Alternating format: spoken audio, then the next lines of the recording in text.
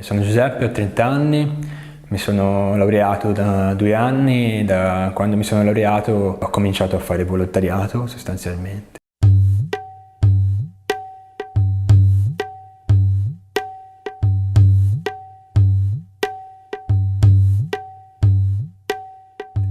E ho cominciato perché ho sempre voluto farlo, però durante gli studi magari non avevo l'opportunità del tempo, e invece poi una volta laureato ho detto approfitto dell'occasione mentre cerco lavoro per fare un po' di volontariato. Sono entrato, diciamo, nel discorso delle conoscenze delle associazioni e a quel punto sono venuto a conoscenza dell'associazione Senti Malatesta. Ora ormai ho trovato lavoro, però comunque ho continuato a venire qui a fare l'associazione perché comunque abbiamo un pomeriggio, una giornata che ci prende un mercoledì, più una serie di impegni extra associazione che però ci si può gestire in base al nostro tempo, e quindi non trovo difficoltà a gestirmelo all'interno del mio tempo oltre il lavoro, insomma.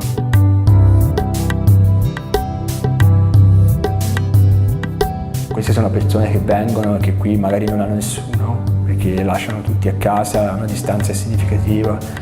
Penso che avere la possibilità di raccontare questi disagi che loro hanno, queste difficoltà non solo economiche, li aiuti molto perché, diciamo, ti dà un punto di riferimento che poi da quel punto di riferimento lì è più facile concentrarsi a fare tutto il resto. Il problema che mi ha colpito più di tutti è il problema della lingua, nel senso che io, per la mia mentalità, mi aspetto che se uno va a studiare in un paese si interessi alla lingua, alla vita, alla storia di un altro paese. Invece ho avuto esperienze di tanti ragazzi, specialmente indiani, che parlano solo inglese, studiano solo in inglese e poi hanno molte difficoltà però per qualsiasi questione che non sia relativa effettivamente allo studio. E quindi tanti problemi sono capitati, per esempio di persone che facevano male il permesso di soggiorno, ma non perché gli mancassero i documenti, ma perché avevano proprio capito male cosa dovevano fare.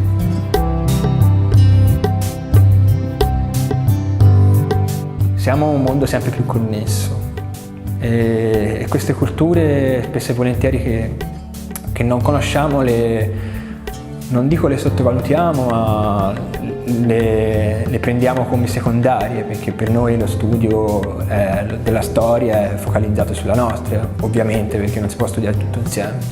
Però si scoprono, secondo me, tante cose. E io penso che lo studio della cultura altrui per tutti sia sempre una cosa molto interessante. Io penso che lo stesso valga per il contrario, c'è un ragazzo che dimostra un certo interesse per una cultura in un paese dove visita, inevitabilmente l'interlocutore si appassiona, magari cerca di aiutarti di più, fa nascere un'interconnessione che aiuta entrambi, secondo me è sempre importante, senz'altro.